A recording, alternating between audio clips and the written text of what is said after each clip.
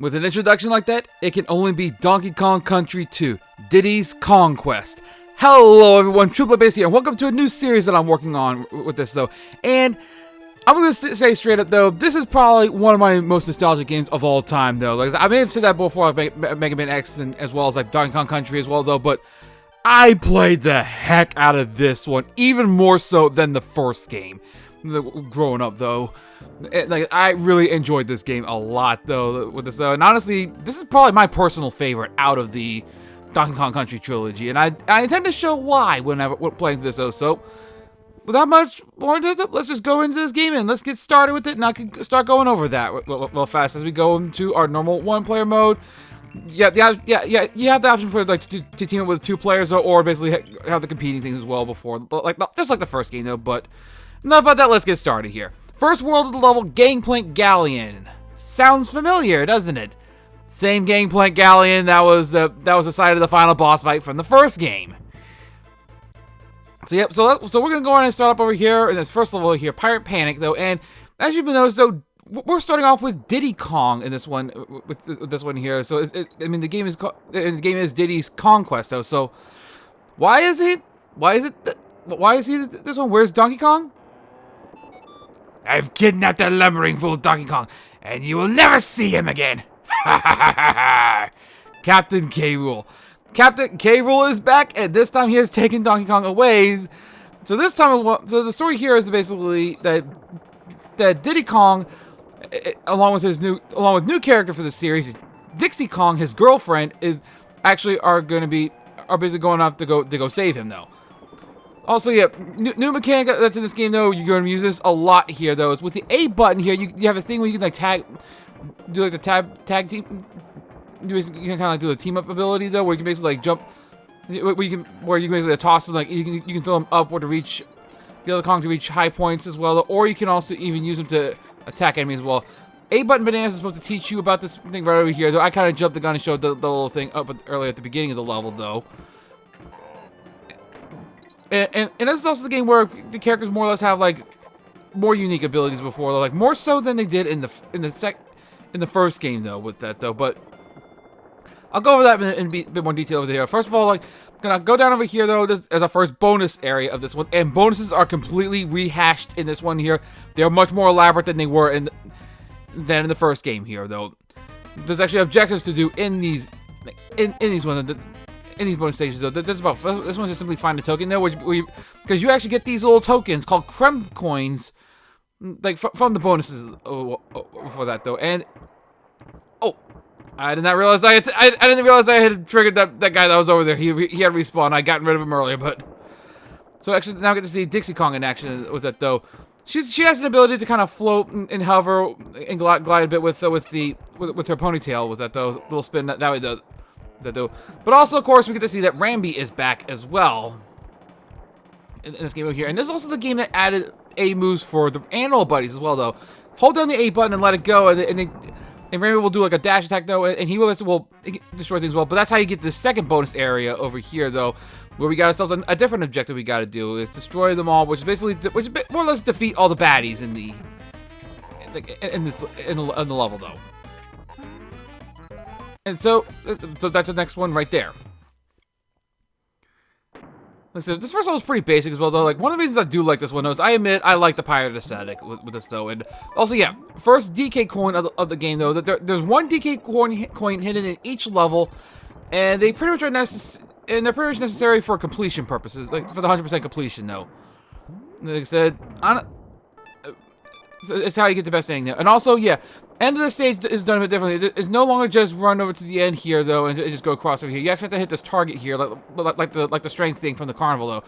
Jump from a high point to get to it though, and you can get the item that is showing up there though. But and of course the Kong will celebrate though. In this case, I love the fact that Dixie Kong rocks out on the electric guitar over there though.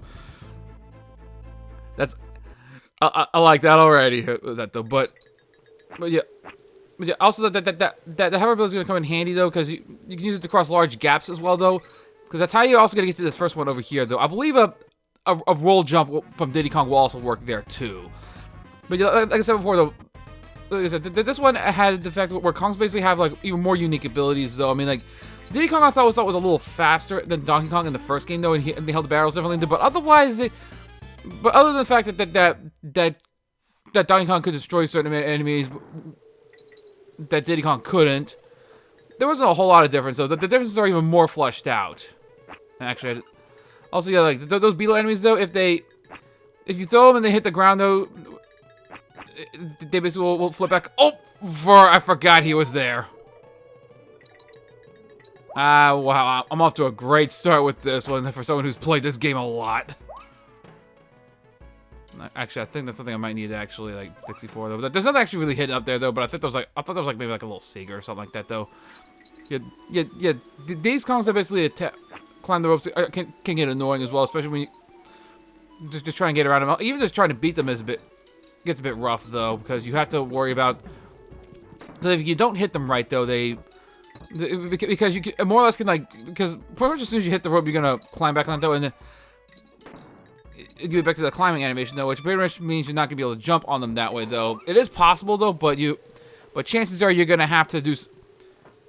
But chances are you have to just throw something at them, or basically time to where they're pretty much at the top of it though, because there is a moment before you hit though, like so that you can hit, that you can bounce off them though. You can have to jump though. It does get a bit tricky though. Also, another new mechanic over here though is these cannonballs. Is the cannonball here though? You can throw like anything, any of the barrels, but get the cannonball to that cannon over there, and it's another bonus stage here. So we got ourselves another one of these little ones where we gotta take out the baddies here. Actually, I think there's. Oh, actually, yeah, there's this. So barrel is up over here. That you can, if you time it right, though, you can destroy most of them. Like, I think I got all but one. I think I got. Oh, I hit up.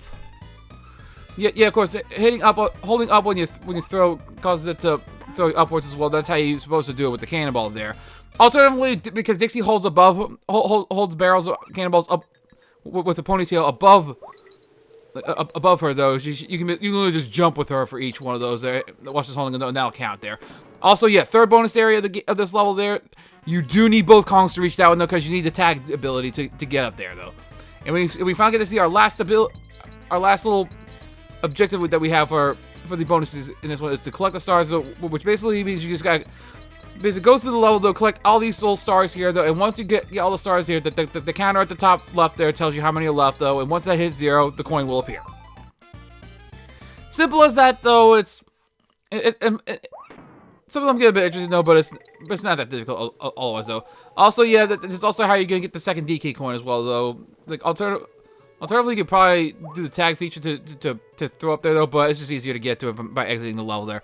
Also, just jump all the way down from here, and that's how you reach it though. And Diddy Kong will jam out with the boombox, as opposed to Dixie Kong, who actually plays the guitar, which actually is interesting though, because Diddy Kong's instrument in Donkey Kong 64 is the guitar. So I feel like that. I have to wonder if that was like a nod to Dixie for that one though. With that though, but I digress. That's a different game.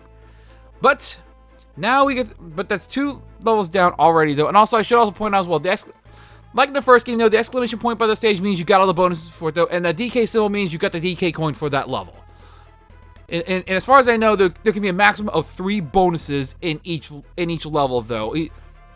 So no more than that though. I know the first Donkey Kong Country game had a couple more bonuses. So it had a few stages that had more than that though, but those were relatively few, if I'm remembering right though. But up over here, we got the Monkey Museum, where we see it is indeed Cranky Kong. So let's go pop on in and say hello.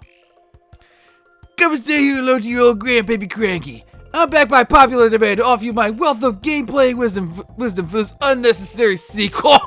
I love that shout at that.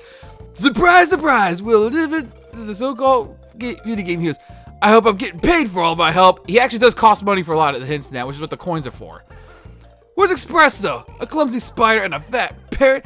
Is that the best they can think of? Yeah, actually, that's actually a hint for something that's comes up later on in it though.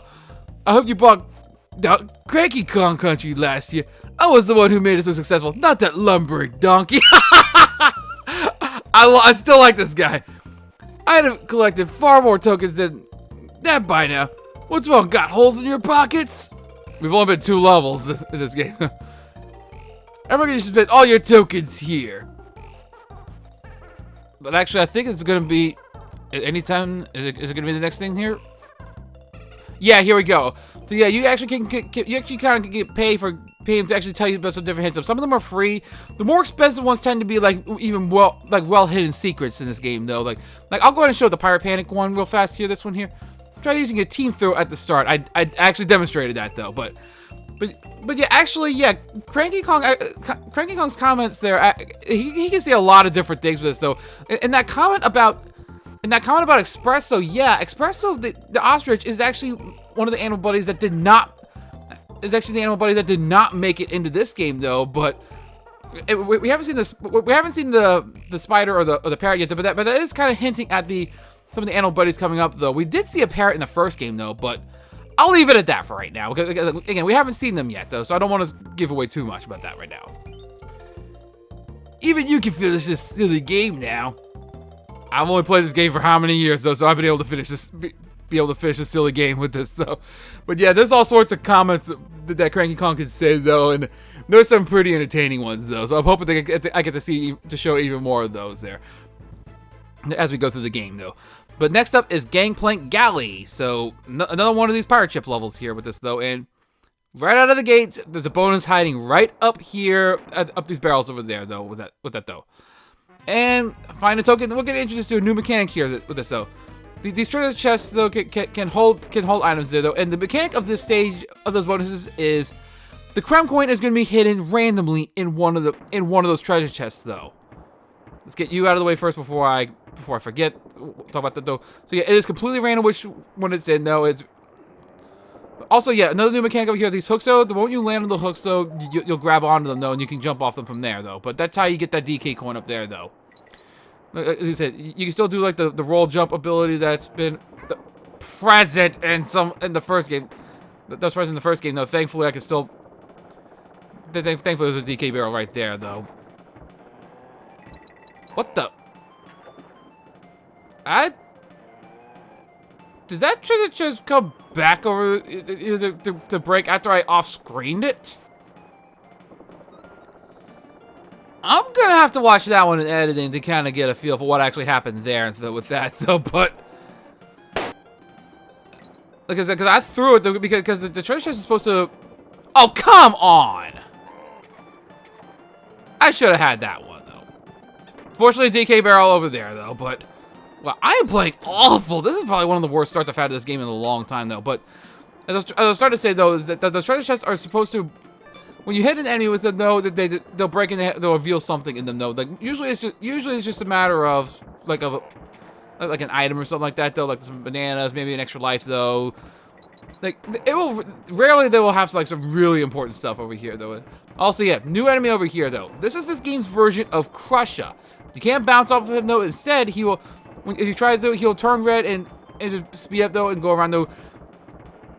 And of course, if he touches you during that time frame, though, he won't. You'll take damage. Even you try to jump on him when he's turned red, he'll damage you though.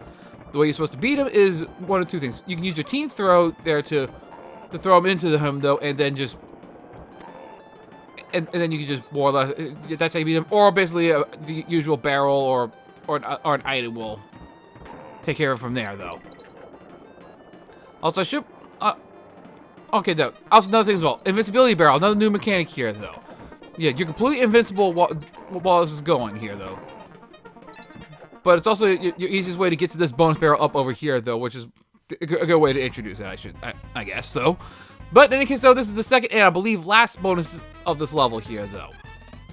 I don't remember where most of the stuff is in this game, though, but some of them are hidden pretty well, though. But usually not so bad this early in the game, though. There's maybe a couple bonuses that may have been a bit obscure, though. But if you're paying attention, you probably would have gotten it, though. But, okay, I'm going to try to time this to hit the balloon. There we go. To get the little one-up balloon there. So as he celebrates there, we get to move on from there, though. And also, we get to see another new mechanic over here, though. The Kong College with another new character. This is Wrinkly Kong, headmistress here at Kong College. I do not have a good voice. I'm just not going to bother. I'm able to teach courses on how to play this game, or you can just pop in when you want to save. So yeah, this is the save feature though. So more or less, Wrinkly Kong replaced Candy Kong. because, well, Candy Kong was Donkey Kong's girlfriend, and he's not playable, so they needed someone else to go in this case. So, but yeah, so saving the game is actually gonna be a bit interesting though. It's a bit interesting. It's free the first time you do that though. However, see how 2 coins has popped up over there though. So it actually costs to save your game after the first time you save in a world though. So yeah, the free thing will come up again though when you enter a new world and find Wrinkly Kong at that world though. But yeah, so it's also a case. So it's kind of a case of you have to be smart about when you save your levels though with that though. So it's kind of, you gotta be careful with that though. But she also has like hints about different things. So I'm gonna be going over most of the stuff by itself though. But again though, like, so yeah, that's why you can learn about Rambi Supercharge if you missed the thing about the A button thing, the A bananas earlier in that first level though. So there's a way you can learn different things about that though, about the game though. So like again, the more elaborate hints though cost money though, but you have to. But I know this game pretty well though. I'm planning on showing everything anyway though. Like I'm definitely playing 100% in this game though. So not too worried about that though. But I believe this part has gone on long enough for the time being though. So next time we're gonna continue our way through through Gangplank Galley in here, and we're gonna go on to this next stage over here called Lockjaw's Locker. See you guys then, and thank y'all for watching.